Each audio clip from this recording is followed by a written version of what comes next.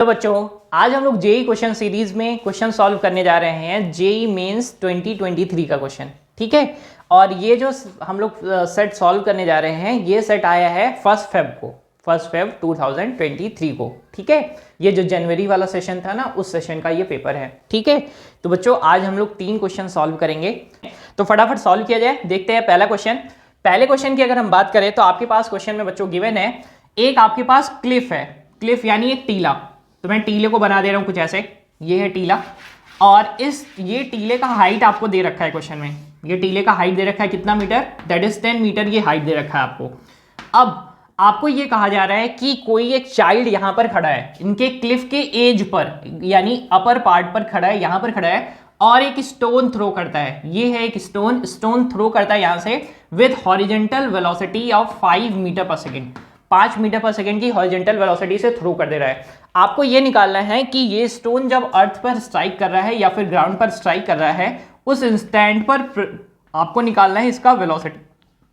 आपको क्या निकालना है, इसका वेलोसिटी। बस बच्चों ध्यान से समझेंगे, एक लाइन में क्वेश्चन सॉल्व किया जा सकता है। बस देखो जरा क्या करना है, आपके पास क्या क्या डाटा गिवन है फटाफट लिख लेते हैं। आपको यहां पर क्या दिया हुआ है, आपको horizontal component of velocity given है that is 5 metre per second. आपको क्या निकालना है, वर्टिकल कंपोनेंट ऑफ वेलोसिटी निकालना है। अगर वर्टिकल कंपोनेंट ऑफ वेलोसिटी मिल जाएगा तो दोनों के रिजल्टेंट से हम लोग निकाल लेंगे वो वेलोसिटी जिससे वो अर्थ पर स्ट्राइक करने वाला है या ग्राउंड पर स्ट्राइक करने वाला है। अब क्वेश्चन में और क्या गिवन है, इस वी वाई को फाइंड करने के लिए यानी इनका वर्टिकल कंपोनेंट फाइंड करने के लिए हम लोग को निकालना क्या रहेगा, हम लोग को निकालना रहेगा दैट इज ये वी वाई। और वी वाई निकालेंगे कैसे, ये हाइट आपको गिवन है दैट इज कितना मीटर है, ये है आपके पास 10 मीटर। ठीक है, और अगर मैं वर्टिकल कंपोनेंट की वेलोसिटी यानी ये तो फाइनल वेलोसिटी है जिसकी वजह से वो स्ट्राइक करेगा, आपको निकालना है क्या, इसका इनिशियल वेलोसिटी। और इनिशियल वेलोसिटी आपको गिवन है कितना, दैट इज 0। फटाफट इसको सॉल्व कर लिया जाए। आपके पास इक्वेशन ऑफ मोशन यूज करेंगे दैट इज वी वाई का square equal to U square plus 2gh। जी आपको क्वेश्चन में दे रखा है, जी कितना दे रखा है बच्चों, 10 मीटर पर सेकेंड। ठीक है, देखो फटाफट सॉल्व करते हैं। यहां से आपके पास सॉल्व कर लेंगे तो वी वाई का स्क्वायर आ जाएगा आपके पास दैट इज 2 इंटू 10 इंटू 10 यानी कितना, दैट इज 200। ये क्या आ गया, वी वाई का स्क्वायर। तो वी वाई इक्वल टू हो जाएगा that is square root of 200 metre per second. अभी मुझे क्या चाहिए, वो वेलोसिटी चाहिए जिससे वो स्ट्राइक करने वाला है। तो सिंपली रिजल्टेंट का फॉर्मूला लिखेंगे, v इक्वल टू लिखेंगे वी एक्स का स्क्वायर प्लस वी वाई का स्क्वायर। अब यहाँ पर दोनों वैल्यू को सेट कर दिया जाए, वी एक्स का स्क्वायर यानी 5 का square that is 25 plus V Y यानी 200। आपके पास वी वाई का स्क्वायर कितना है, 200। यहाँ से सॉल्व कर लेंगे तो आपके पास आ जाएगा v equal to square root of 225 and v equal to आ जाएगा आपके पास that is 15 metre per second. बच्चों ये आपके पास है इस क्वेश्चन का आंसर।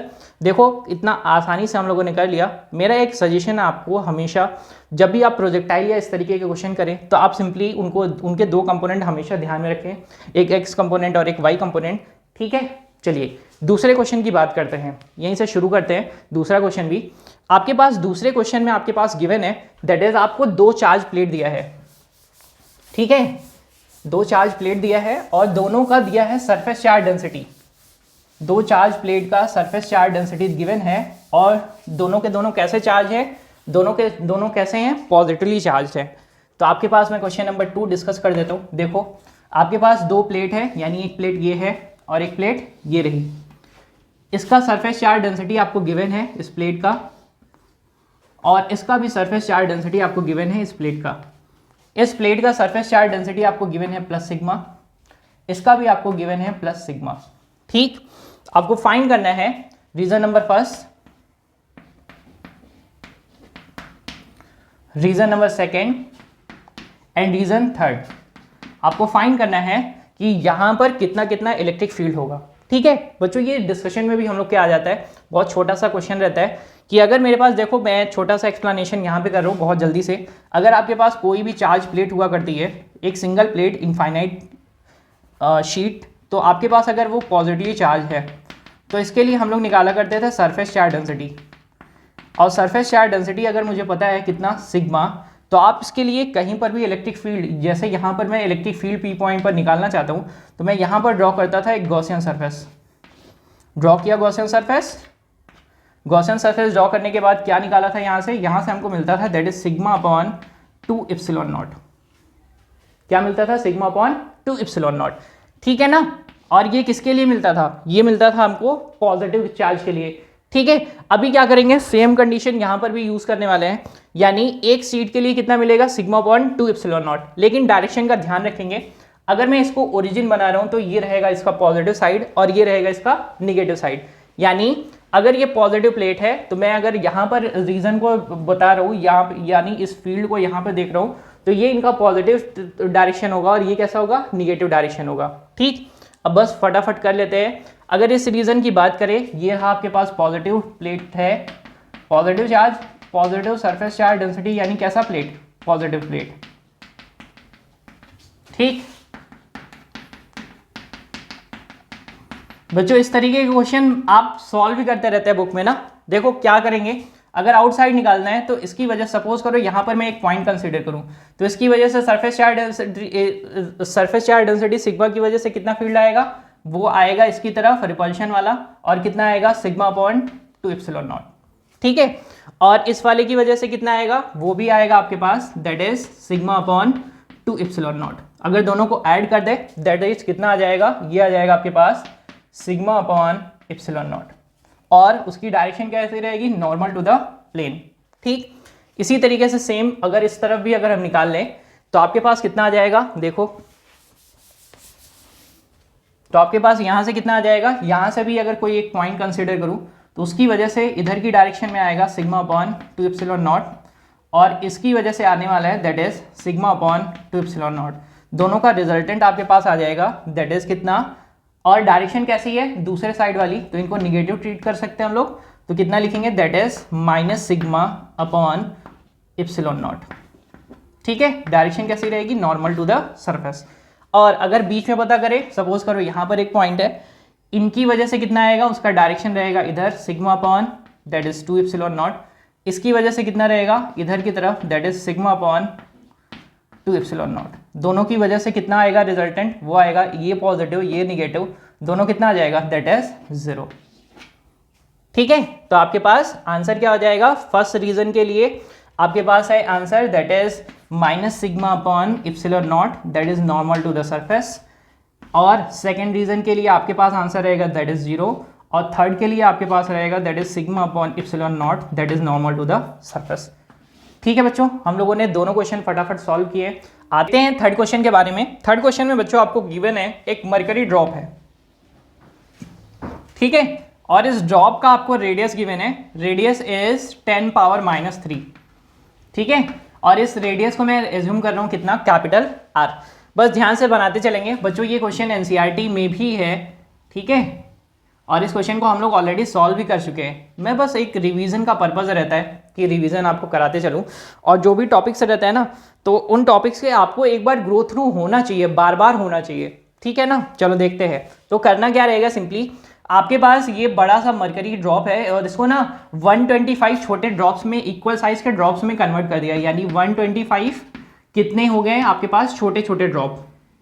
और इनका रेडियस मैंने कितना ले लिया है? इनका रेडियस ले लिया है स्मॉल r, ठीक है। आपको क्या निकालना है? निकालना है gain in surface energy,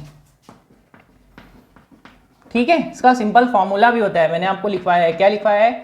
surface tension into क्या करेंगे? Into change in area, change in surface area, ठीक है। फटाफट बनाते चलेंगे। सरफेस टेंशन बच्चों क्वेश्चन में आपको गिवन है, दैट इज गिवन है 0.45 न्यूटन पर मीटर। चेंज इन एरिया कैसे मिलेगा? चेंज इन एरिया ऐसे मिलेगा, दैट इज पहले सरफेस एरिया कितना था? पहले सरफेस एरिया आपके पास इसका है, दैट इज 4 पाई r का स्क्वायर, दैट इज स्फीयर का सरफेस एरिया। बाद में कितना सरफेस एरिया हो गया? इसका छोटे वाले का सरफेस एरिया होता है, that is 4 pi small r का स्क्वायर, लेकिन ये कितना है? 125, ठीक है। तो अल्टीमेटली सरफेस एरिया इंक्रीज हुआ ना, सरफेस एरिया क्या हो गया? इंक्रीज हो गया। तो चेंज कैसे निकालेंगे? जो बड़ा वाला एरिया है उसमें से छोटा वाला एरिया क्या करेंगे? निकाल लेंगे। देखो बच्चों यहाँ पर आपका ये साइज तो कम हो रहा है, लेकिन इसका सरफेस एरिया ज़्यादा हो रहा है, ठीक है ना। चलिए निकाल लेते हैं। तो 125 इंटू क्या करेंगे? 4 पाई स्मॉल r का स्क्वायर, माइनस करेंगे, दैट इज 4 पाई आर का स्क्वायर। देखो बच्चों, अब आपको ना ये बड़े वाले आर के बारे में पता है, छोटे वाले आर के बारे में नहीं पता है आपको। और एक चीज़ आपको अच्छे से पता है, क्या पता है कि यहाँ पर ना आप एक काम करेंगे, दैट इज इसका वॉल्यूम और इसका वॉल्यूम बराबर करके देखेंगे। कैसे बराबर करेंगे? इनका वॉल्यूम है आपके पास 4/3 पाई आर का क्यूब, और इनका वॉल्यूम कितना हो जाएगा? ये हो जाएगा 125 into that is 4/3 pi R का क्यूब। बच्चों ये क्यों है? जैसे देखो, मैंने आपको जब मैं आपको पढ़ा रहा था तो मैंने आपको क्या समझाया था, मेरे पास एक बड़ा लड्डू है, ठीक, उसको मैंने छोटी छोटी बूंदी में कन्वर्ट कर दिया है, और अगर मैं पूरी की पूरी बूंदी को फिर से कलेक्ट करूंगा तो वो फिर से क्या बन जाएगा? जितना वॉल्यूम इनका था उतना ही वॉल्यूम इनका बन जाएगा।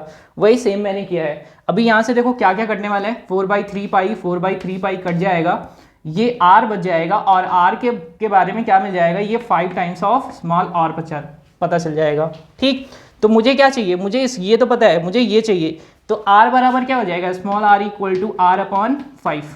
बच्चों इसी को ना यहाँ पर सेट कर देंगे, तो आपके पास आ जाएगा 0.45, ये हो जाएगा 125, इंटू कर देंगे, ये आपके पास 4 पाई r की जगह पर सेट करेंगे r/5 का स्क्वायर, माइनस करेंगे 4 पाई r का स्क्वायर। ठीक है, इन्हीं को क्या करना है? सॉल्व करना है। तो अगर मैं इनको सॉल्व करूँ तो देखो कैसे करेंगे। 0 पॉइंट, ये आपके पास है change in gain in surface energy, ठीक, जिसको मैं डेल्टा एस लिख दूँ तो कोई गड़बड़ नहीं बोलेगा। यहाँ से कितना आ जाएगा? डेल्टा एस आपके पास आ जाएगा, दैट इज 0.45। यहाँ से कॉमन कर लो 4 पाई आर स्क्वायर को, तो आपके पास आ जाएगा 4 इंटू यहाँ से पाई यानी 3.14 इंटू आर का स्क्वायर यानी 10⁻³ गिवन है ना, तो 10⁻³ का स्क्वायर इंटू क्या करेंगे? यहाँ से देखो ये 5 5 जा 25 5 जा 125 और -1 ये बच जाएगा आपके पास 4। ठीक है, इसको सॉल्व करेंगे बच्चों तो आपके पास आ जाएगा 2.26 इंटू 10⁻⁻5 जूल। ठीक है, देखो ये क्वेश्चन बच्चों हम लोगों ने क्लास में भी सॉल्व किया था, यहाँ पर भी सॉल्व कर लिया है। ठीक है, तो ये बच्चों आपके पास जेईई मेन का क्वेश्चन था, ठीक, क्वेश्चन नंबर 3। ठीक है, चलो मैं उम्मीद करता हूँ आपको समझ में